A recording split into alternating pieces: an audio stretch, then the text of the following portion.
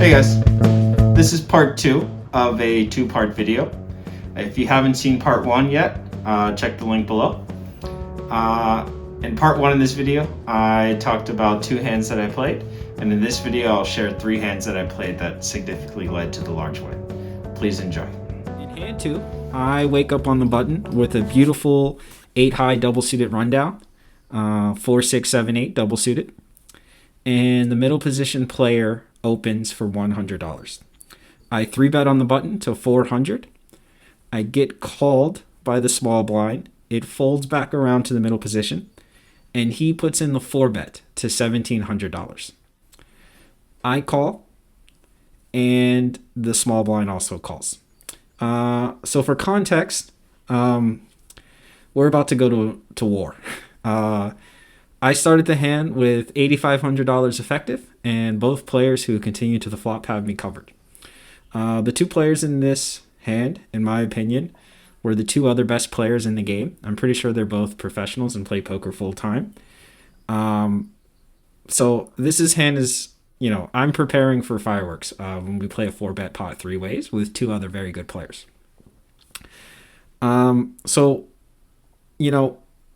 When I'm calling his 4-bet here, my hand plays really well against aces, which is the most common hand that a player is likely to 4-bet.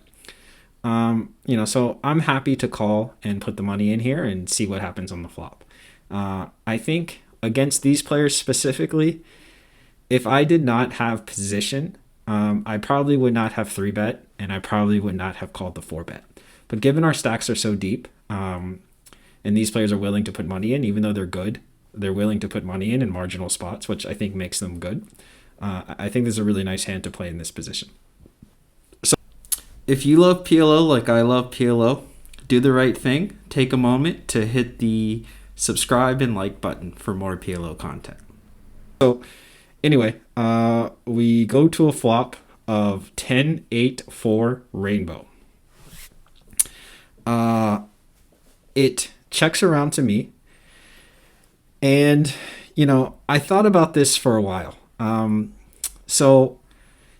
This is a relatively good flop for my hand against aces. It is not a good flop for my hand if the small blind player kind of had the 10 high, jack high, queen high rundown. I'd be putting a lot of money in bad here. However, I felt like if I were to check back, there's almost no turn cards unless the turn card is an 8 or a 4, there aren't a lot of turn cards. I guess also it could be a 5 as well if I make the nuts. But for the most part, there's not a lot of turn cards that I'm excited to put money in with this hand multi-way. But I'm okay putting a lot of money in right here, because sometimes I have the best hand pretty often. And, we're deep enough and I can make a bet large enough that pretty much the only hands that could call me are like a wrap or 2-pair straight draw type situations. So I decided to bet full pot. So I think it was a little over $5,000, and it left me, like $1,500 behind. So basically, I'm pretty much going all in here. And my objective of this bet is, I want to just win the pot right here. I have 2-pair, I have a 2-way straight draw. I just want to put a lot of pressure on hands that have a ton of equity against me and make those hands fold, because there's really not that many hands that want to commit a lot of money into this pot. And to be honest, when I made this bet, I was most concerned about the small blind player. I felt like he's the one that's most likely to have a hand that can call twice pre-flop. What types of hands are those? Those are like double paired hands or like smooth rundown hands. He's going to be folding a lot of his disconnected cards. He should be folding, his high pairs that are a little disconnected. So I was most afraid about him. And the 4-better, I think he's just going to have aces a lot. Sometimes he decides he's going to stack off with his aces on a non-straight, non-flush board. And, if we have to gamble, whatever, we'll fucking gamble. But a lot of times I just feels like I just win the pot right here. So I make the bet for full pot. The small blind player folds. So I'm feeling happy. It's like, okay, I think I'm in a good spot. If the original four better kind of smashed this board, why would he check? So I'm feeling good. He thinks for a while, and then he calls the bet, leaving us, effectively like $1,500 or $2,000 behind. So all the money is going to get in. The turn is a queen of clubs. And, this brings in the most obvious straight draw, Jack 9.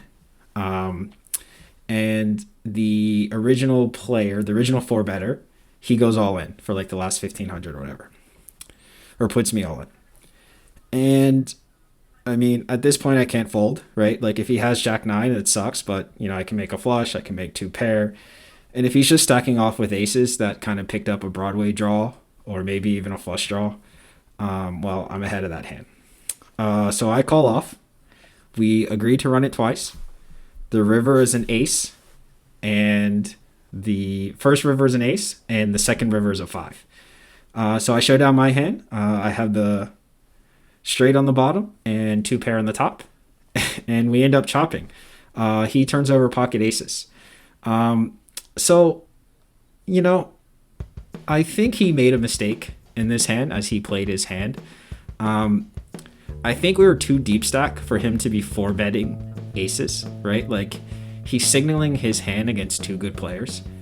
And as you can see, I put a lot of pressure on him with bottom two pair, and I would have made the same bet with one pair and a straight draw. So it's just a really uncomfortable situation for aces to be in.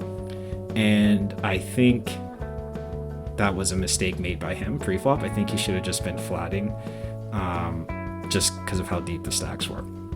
Secondly, once he does four bet with aces, I don't like his decision to check call.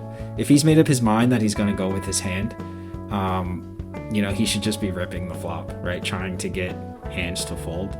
Because if he had ripped the flop on 10-8-4 and I have bottom two pair in the straight draw, I'm probably going to go with my hand, but I have to stop to think, right? Like I have to think that sometimes, he's four betting, maybe he's playing super aggressive and he's four betting with like the perfect jack high rundown, queen high rundown, and my hand's doing really poorly against that hand. And then I also have to be concerned about the player from on my left or in the small blind since I'm on the button. What's he double calling with? The guy's a good player. He's going to have good hands. So, this board really smashes him. So if he let out, so if he was going to stack off with aces and as played by four betting, I think I would have liked to him to just say fuck it and pot the flop, and then he would have put me in a really tough spot. But because he didn't do that, I got to pot the flop, and I put him in a really tough spot, and he decided to go with his hand, and he put his money in really bad, and got bailed out by a river card. The next hand from this session, I am in the $10 blind, so essentially the small blind. We're playing 3 blinds with ace queen 10-7, 3 diamonds. The button raises, it folds around to the button. The button raises to $100. I flat, and the straddle also flats. So we're going to a pot of basically $300. 3 ways. The board comes queen 5 deuce. Now, for context, in this hand, we are playing very deep stacked. I think I'm around $14,000 effective at this point in the session. And the player on my left is a very good player who plays usually stakes higher than this. And he keeps adding on money to cover me. And I know that he is looking to play a big pot with me. So for that reason, it's forcing me to be super aware of how I play my hands. So anyway, that's good context for this hand. So this hand, we're going 3 ways, and there's $300 in the pot. And the board comes queen 5 deuce, rainbow. So I'm first to act, and I think this board gets checked back a lot. It's a pretty disconnected board, hard to have a strong hand here. And I think ace queen is the best hand here a fair amount of times. And also I have a really interesting hand in the sense that with the right run out, I have a hand that I can bet all 3 streets. And one of my criterias for when I start to bet first to act, or I'm building the action from out of position, I want to have a hand that I can bet across multiple streets. So with the ace queen 10 7 here, you know, and the backdoor, so I have top pair, obviously, which is the best hand quite often. I have clean turn cards to a higher two pair if a 10 or a 7 comes. If an ace comes, I probably have the best hand, but you know it does bring in 3-4, so you would have to slow down a bit. And if a diamond comes, you know I have top pair, nut flush draw. And there are some Broadway cards that could come that give me a straight draw. So, you know, when the action is to me, instead of this hand getting checked around, I think it's an interesting hand for me to put in a bet and possibly bet all three streets. So that's what I like to do. The actions to me, I bet $300. And surprisingly, I get called by both players. So I was not expecting that. I was thinking I would just win the pot a lot with that bet. You know, it's pretty strong to lead out into two players. But I got called by both. So now I'm a little worried, and I'm going to switch into caution. So the turn card is an ace of spades. So it brings in a backdoor flush draw, and it completes the 3-4, while also giving me top two pair. And, you know, my original plan was I was going to go bet with an ace. I think I would have continued to bet if we were heads up. But with three players here, I think I need to go into check calling mode. And as I mentioned, the player on my left is quite aggressive. So it's nice to have some hands that I can check call against him that are probably stronger than what he thinks I would check call with him against. So I check. And kind of as expected, the player on my left, who is the super aggressive, very good player, he bets full pot. He bets $900. The button folds, and now the action's on to me. I think I just call here. There's no value in raising. You know, I have the best hand pretty frequently. I think he's not slow playing pocket fives or pocket deuces on the flop.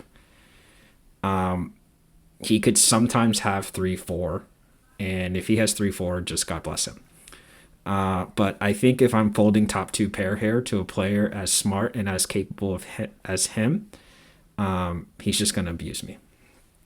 So I call, and the river card is a 10 of diamonds. So I check again, and this player bets 2,500. So essentially full pot, but a little bit of a discount. And the action's on to me. And obviously the 10 of diamonds brings in King Jack. So now there's two straights for me to be worried about. But for all the reasons that I just mentioned, you know, I think I can't even consider folding here, right? Like, I sighed for a bit and bitched for a bit, but at the end of the day, I knew I was always calling. It was my plan to turn my very strong top two pair into a check call. And I knew I had the player on my left who would be willing to put money in the pot, possibly betting a worse two pair or just flat out bluffing. So I call, and he turns over ace 5. So I end up having the best hand, and I win quite a decent pot there. I think one thing to learn from this hand is that, you know, you need to know your players. You need to know their tendencies. I know that this player is very aggressive, and I know that he is going to try to use his money and position to his advantage. So I have to take some hands that I'm prepared to check call with that are non-nutted to play against a player like that. And I thought the ace queen 10 here was a good hand to do it, right? It makes it less likely he turned a set or he turned a river to set. And, you know, the only hand that realistically beats me is 3-4. And if he has 3-4, then, you know, he's earned it. And I'm going to pay him off. The last hand that was interesting played this week and in this session. I am again in the $10 blind with ace 8 10 one suit. The action, I think there's one caller and the button raises to $150. I look down at the pretty decent aces, single suited, somewhat connected with the 10 and the 8. I think this is just a pretty straightforward 3-bet. So I make it $500. And the player on my left, again, this is the player that I mentioned in the last hand, who is very aggressive, sitting very deep stacked, and looking to play a big pot. And specifically a big pot against me, as he keeps reloading to try to cover me and have position on me. In this hand, I think we started around $17,000 effective, and he has me covered. So he 3-bets, or I 3-bet, he 4-bets my $500 raise to $1,200. The action folds around to me, and I'm sitting here with aces. Now, for the same reasons that I thought the player in the other hand made a mistake and overplayed his aces pre-flop, I am going to choose to call with my aces here. And, this deep stack, I almost have no 5-betting range, right? Unless I can get all my money in.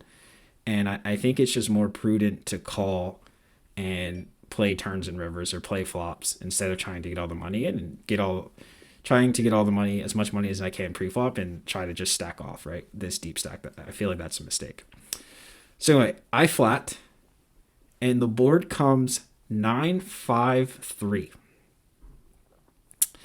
Now, this is a relatively good flop for pocket aces. It is, there's no obvious straights. There's no very strong 2-pair hands. So this is a really good board for my hand. Now, I am still going to just check, right? Like, my hand's not strong enough to play a massive pot, but I don't want to... My hand's not strong enough to play a massive pot, and, there's no leading on these boards, right? Like, what would I be representing by leading? So I check to the 4-better. He checks behind. The turn card is an ace. So I turn gen. I turn the nuts here. I don't turn the nuts. It brings in 2-4, but I turn the effective nuts. He's not going to have a deuce in his hand when he is 4-betting me pre-flop. So I considered leading on this card, but I thought it was better to wait and go for a check raise. And the reason why is if he's the pre-flop 4-better, like, obviously I know I have aces, so it's unlikely he has an ace. But as I mentioned, he's aggressive and he's a thinking player. He's the 4-better pre-flop. He might try to represent this ace. And if I can let him put in a big bet and then I put in the check raise, that would just be an amazing outcome, right? I get to play a massive pot with top set and likely dominating him. So I check to him again. He checks back again, which I thought was interesting. I thought for sure he would have to bet this hand, especially considering how much money is out there. But he correctly checked back. The river is a deuce. So it puts a 4-liner to a straight. So any type of 4-5 combination or ace-4 or whatever makes the wheel. So I thought about this card for a bit, and I could just check again, and then if he checks back, I just win. But I felt like it was a good card for me to bet and possibly get called by like kings, or if he somehow just has an ace, because for all the reasons that it's unlikely he had 2-4 or a 4 in his hand, those reasons still apply to me, right? Like, I 3-bet out of the blinds, I called a 4-bet, unless I have exactly 4, 5, 6, 7, I'm not going to have a lot of straights on this board. So I felt by leading for $1,500, which is the amount that I bet, I felt like he could convince himself to call with even a hand as bad as pocket kings, right? Because, I'm not going to be betting an ace for value, and I could just be bluffing all my like queen high, jack high, 10 high rundowns. and he could convince himself to call with just a pair of kings, or maybe if he also had an ace, just an ace. So I bet $1,500, and he tanks for a while, and he was like, "Do you really have pocket aces?" So he immediately knew what I had, right? He's a good player. But he figured the only hand that I would bet would be pocket aces, obviously a straight, but it's so unlikely I have a straight based on the preflop action, and I'm obviously capable of bluffing. So I think he decided that I'm capable of bluffing, and that he has to call with all that dead money out there after it has been checked back twice. So anyway, he called. I didn't see what he had. I showed the pocket aces, and it is good. Okay, so that wraps up the week. The week was really awesome for me. Was able to have a really needed, very profitable session. So excited about how the week went. Thank you all for watching. Please let me know your thoughts on the hands. I really appreciate the support and kind of the comments that last week's session brought. So thank you, and I really appreciate it. And I'm committed to continue to post these videos once a week where I kind of share my journey and share my insights on all the interesting hands that I played for the week. Thank you.